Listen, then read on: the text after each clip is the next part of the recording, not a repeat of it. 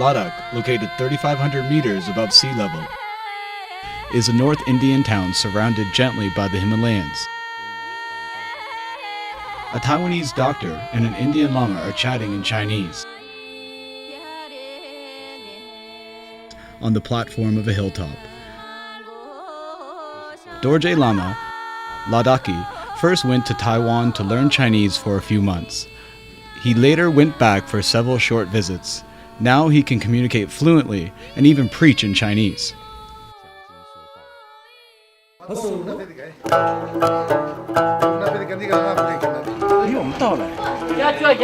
Dr. Chen Wei-shone from Taiwan is the key figure of this project. Over the past 4 years, he has recruited more than a dozen doctors and gathered a group of medical students to regions in southern India, such as Bailukupe, for medical service. These regions are settlements allocated to exiled Tibetan monks by the Indian government. The monks in exile, although live in foreign lands, still embrace the hope of returning home one day. What Dr. Chen and the medical team have done is to help them stay in good health.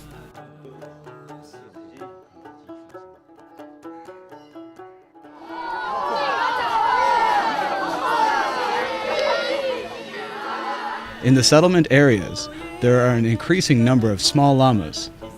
These children live a happy and contented life under the guidance of their religion, but in terms of health, they do not know how to take care of themselves and are extremely lacking medical resources. What needs to be treated most here is skin, eye, ear, and dental problems.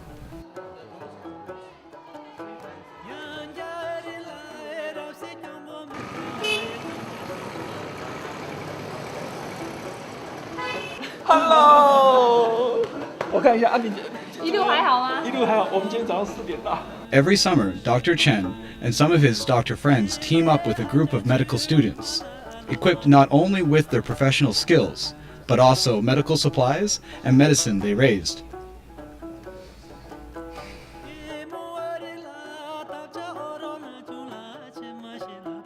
We are not here just for medical service, according to Dr. Chen. Since we come here every year, we have developed familiarity and a deep rapport with the lamas. They are like one of us.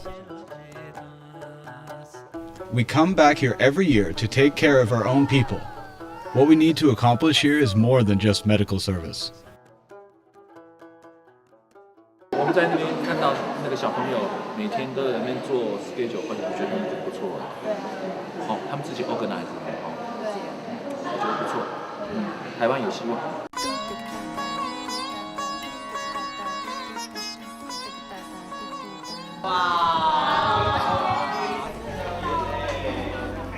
As a longtime image worker, I see a whole medical team as an experienced video production team.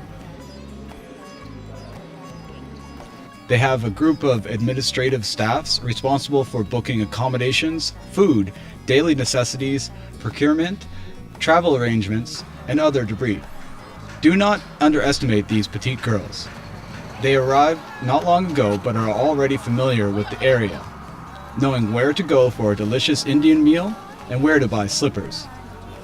They know which bus to take to another settlement and even have detailed records of the bus fare. Is this your first time here? Here? Yes, it is my first time here, but our students have already come yesterday to do a checkup on the patients. The doctors arrive here in turn. In outpatient clinics in Taipei, a doctor receives dozens of patients a day.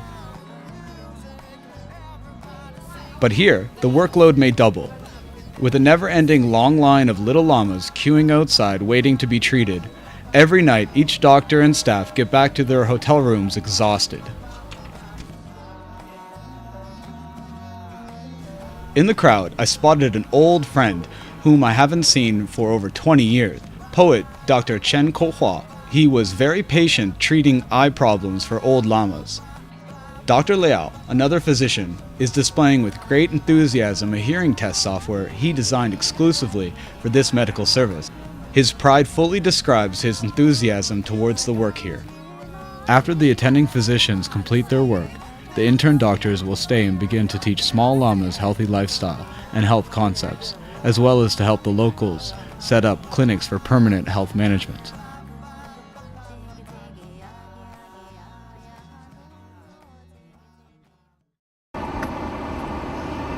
Coming to Ladakh is the first time our team set foot in North India, outside our services in the south. This time we come here not for medical service, but as a precursor team. We come to visit our friends and the lamas living here. On the hilltop platform, Lama Dorje, who chats with Dr. Chen in Chinese, is one of our good friends here. He kindly lets us stay in his place during our visit. We either rest or sleep once we arrive, and take Ridola to prevent mountain sickness. Lama Dorje took us to visit temples scattered in the hills. The history of some of these temples can be dated back to over 1,000 years ago.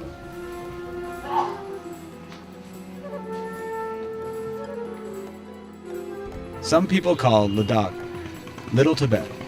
Ladakh was an independent state, and despite its later power transfer to India, Ladakhi language, culture, religion, and customs remain closer to Tibetan. Dorje Lama also mentioned that he recognizes himself more as a Tibetan. He built a monastery and adopted over 50 pupils. He provides them with food and shelter, teaches them Buddhism, language, and general knowledge of life.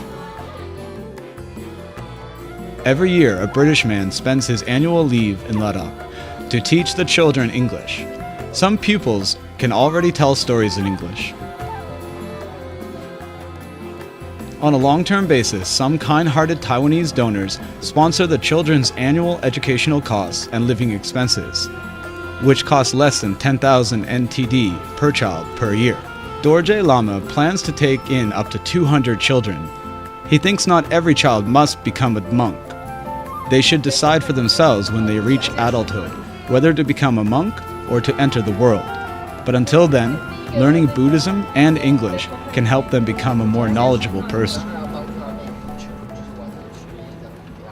The next day, we went to visit Changje Chubje Rinpoche. He was Prince of Ladakh. He said that a few years ago, some people in Taiwan also planned to come for medical service, but it never happened.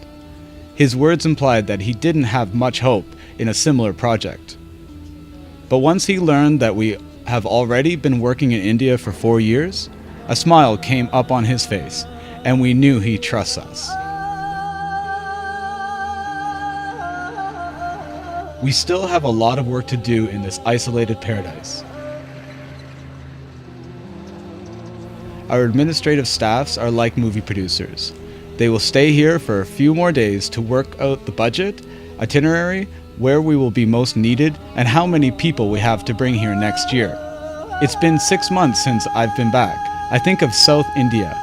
Think of the facial expressions on the team members when they were cooking with the lamas the day before their journey ended. It showed how reluctant they were to leave. I think of North India, Ladakh. I think of these two people who were thousands of miles away from each other, now sitting down together to discuss about none of their personal matters, but how to take care of other people. Surrounded by the Himalayas, men are small, yet our hearts are so big.